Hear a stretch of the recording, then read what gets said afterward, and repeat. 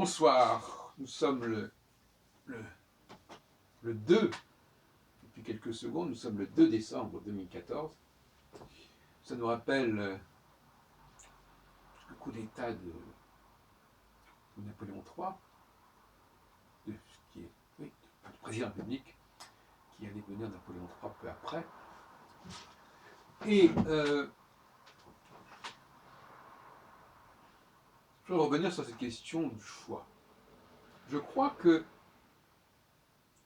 d'une manière générale, c'est une notion qui est très mal comprise par les gens en général. Oui. On le voit dans le cas de l'astrologie, évidemment. Car s'il y a bien un domaine où l'astrologie est en faille, est en faillite, c'est parce qu'elle n'a pas su choisir. Or, pour moi, une des clés fondamentales, mais c'est justement, ce qui est intéressant, c'est que, quelque part, dans l'édifice électif, en quelque sorte, de la Bible, on a dit qu'il y avait effectivement le choix de la mère, de la femme, du jour, du peuple. Mais le choix de l'astre, quel est-il? Or, il y a une formule dans le Talmud, que j'ai d'ailleurs beaucoup traité dans ma thèse de doctorat 79, éditée en 1985 sous le titre Le monde juif et l'astrologie. C'est la fameuse formule qui est dans le traité Shabbat, justement. Ein Mazal le Israël. Ein Mazal le Israël. Mais il y a dans le Talmud aussi la formule Yesh Mazal le Israël, qui veut dire le contraire. Mazal, c'est l'astre. C'est un singulier.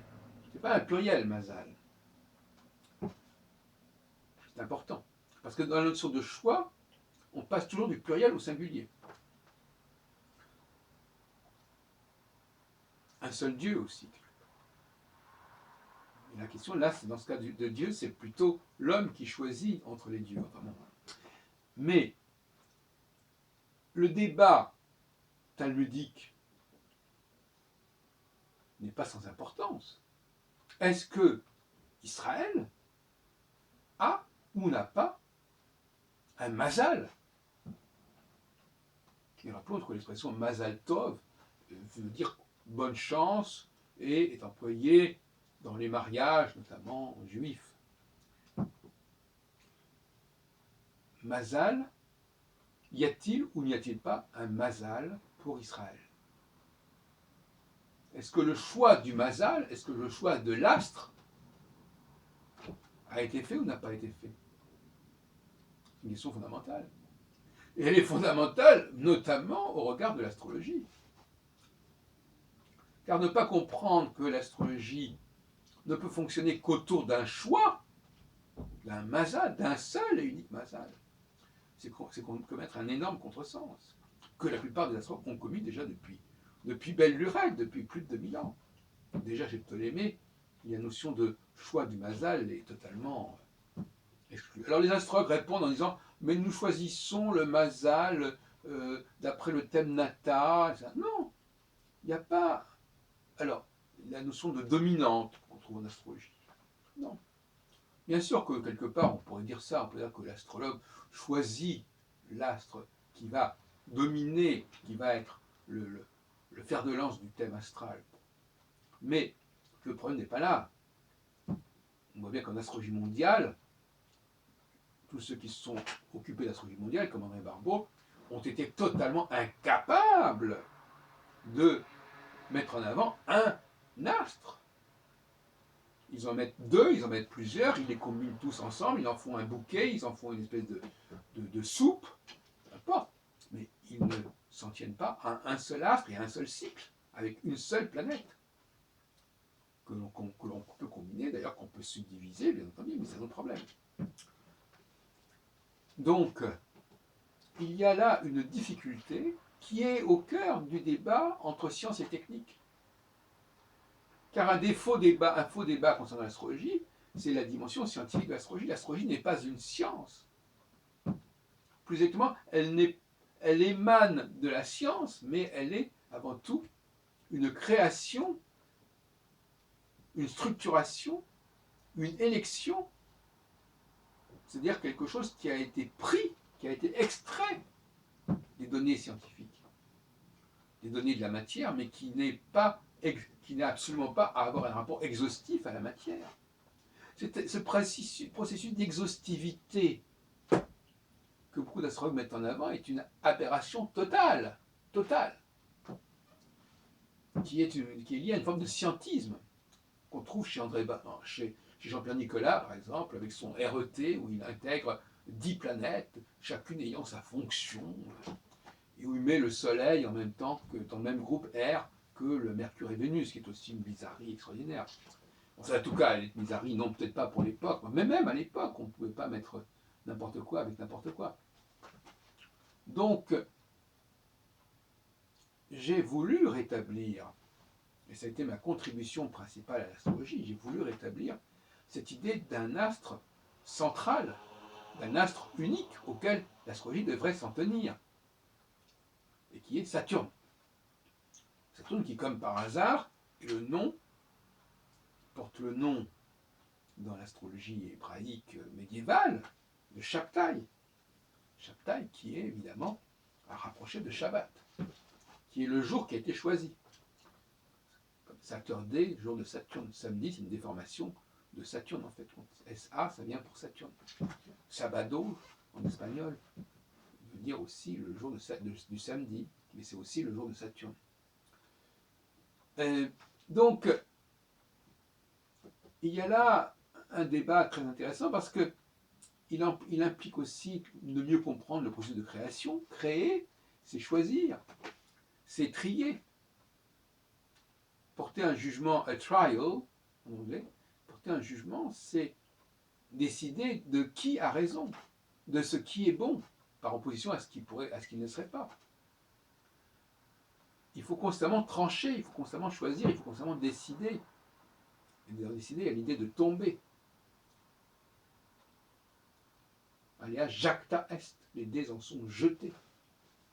Et ce sont ceux-là et pas d'autres.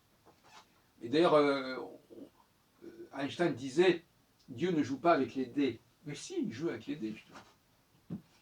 Pas le Dieu de la création du monde, mais le Dieu qui choisit le peuple, qui choisit la ville, qui choisit le jour, lui, il joue avec les dés. Pourquoi? Parce que choisir, c'est forcément jouer avec les dés, quelque part. À moins de savoir à l'avance ce que ça va donner. Donc, le Dieu de la création, du Bereshit, il ne joue pas avec les dés. Peut-être pas. Parce que moi, ça ne c'est pas mon affaire.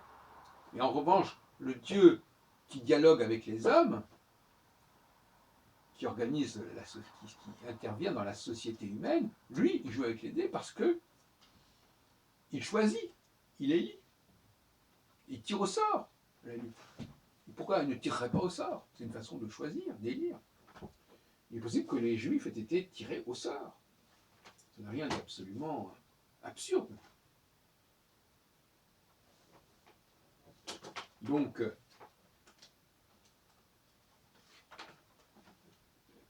oui, la science humaine en renvoie à un Dieu qui joue avec les dés. Les sciences dures, peut-être pas. On laisse de côté ce point. Peut-être qu'il ne joue pas avec les dés, peut-être qu'il obéit à des exigences qui n'ont rien à voir avec le choix. Mais une fois que c'est choisi, une fois qu'on a amené toute la connaissance, il peut y avoir du choix. Dans un deuxième temps. Le sculpteur a besoin d'un matériau initial, effectivement, mais il va le structurer. Il va lui donner une forme. C'est la dialectique, la fameuse dialectique entre matière et forme. La forme, c'est déjà un choix. Modeler, c'est déjà un modèle, c'est-à-dire que c'est aussi un choix, un pattern. Donc, j'ai l'impression qu'aujourd'hui, cette question du choix, elle est mal gérée, elle est mal pensée. On le voit, puisque beaucoup de gens ne comprennent pas que on puisse choisir. Ils n'associent pas forcément la création au choix, à la sélection.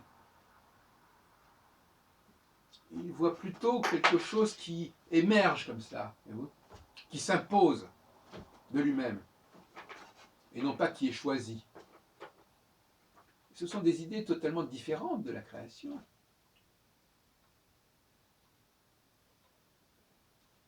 Non, c'est le créateur qui va choisir